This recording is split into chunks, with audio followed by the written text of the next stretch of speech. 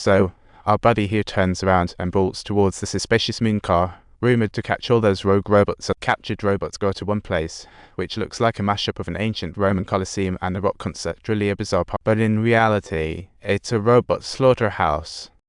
David and the other captured boss are stuck in a giant iron cage, like a bizarre zoo exhibit.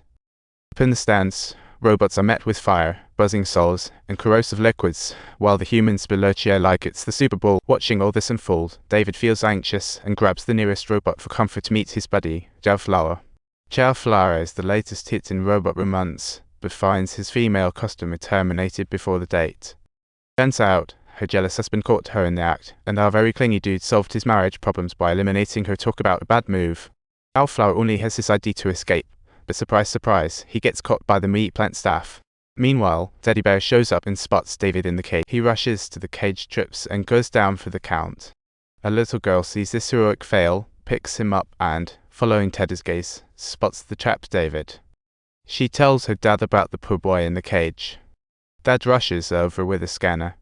Scanning reveals David is a robot, and the party rages on. An aged bot next to him slaps the chef bot with a high five. It's a punishment show gone wild. Poor thing got ditched because of a broken light. And boom, lightning strikes, and he gets disassembled like a bad IQ project. Yikes. This kind of entertainment leaves the audience wild with joy, so the slaughterhouse boss decides to take out David right in front of the crowd. Fearful, David clutches Flower as they wait to be tied up for an execution high-temp baptism. Here we come. A few drops of acid land on him, and he lets out a terrified yell. Silence falls as everyone stares at his innocent face. Talk about a dramatic moment. With pity in their hearts, the audience starts pelting the host with rocks, shouting for David's release. Utter chaos ensues. Seizing the chaos, they make a break for the slaughterhouse, and Teddy Bear's trailing behind like an excited child. Jal asks David why he's here, and David spills the beans. Upon hearing the blue fairy is a woman, Flower practically jumps for joy since her programming is all about understanding women. She tells David about a place called Yandu, full of women. Maybe they can help him find the blue fairy. Thus, they have the option to consult Dr. Know-It-All. She truly knows everything and will definitely assist David in finding the answer he seeks. Because you helped me, I can finally see my clients cheering for my name again. Jiggle Love Joe, guess what? No time to waste. Flower takes David straight to Yandu.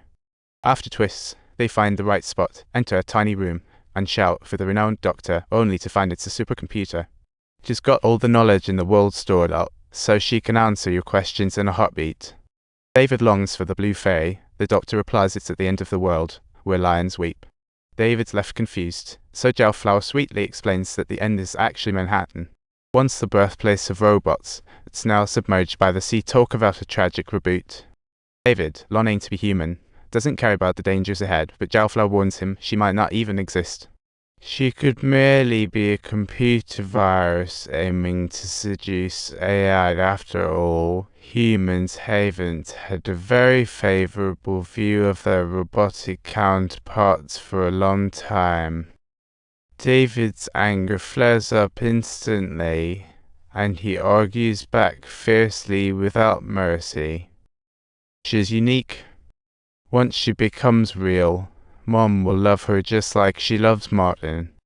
But Flower argues that Mom doesn't love you. Rather, she loves what you do for her. Just like I do for my clients, they can't love a robot without flesh and blood. Flower wants David to stay, but he only says goodbye and walks off. As soon as he steps out, he bumps into the cops chasing Flower. Oh no, not again. David sneaks onto a cop helicopter, and it goes on a wild joyride, flipping over the car holding Flower. He saves Flower again, and though she distrusts humans, she's willing to help David with the impossible wish. They fly to the flood-ravaged Manhattan in New York City, which is virtually turned into an abandoned lost city. They discover the crying bear in the city, a breakthrough on their quest. Inside the bear, they find a scientist's office with no blue fairy, just David's doppelganger. A true soulmate moment. The boy greets David warmly, inviting him to sit, but David's bubbling with a newfound rage. When David starts smashing everything, a voice emerges not to blame, but to remind him it's the scientist who created him. It was all an experiment. The scientist has been watching David and claims he's a success story, all thanks to a fairy tale. David embarks on his adventure seeking love, just like humans chase their dreams. Apparently, his independent thought is labeled as success. He's now a robot that understands love and dreams. How cool is that?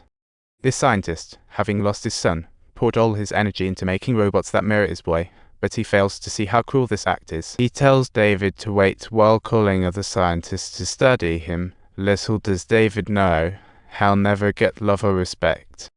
David swiftly comes to the realization that he's not the only one. There exist countless robots identical to him in the lab. This feeling of despair suddenly washes over him with great force. He feels that maybe his love means nothing to Mom. A robot's greatest tragedy, for humans are one of a kind. In this moment, his mental world crumbles. He's lost all will to live and jumps talk about a dramatic exit. This used to be a Disneyland of sorts. David sees something. Hope flickers in his dull eyes. Don't forget to hit subscribe and join David on his wild adventure.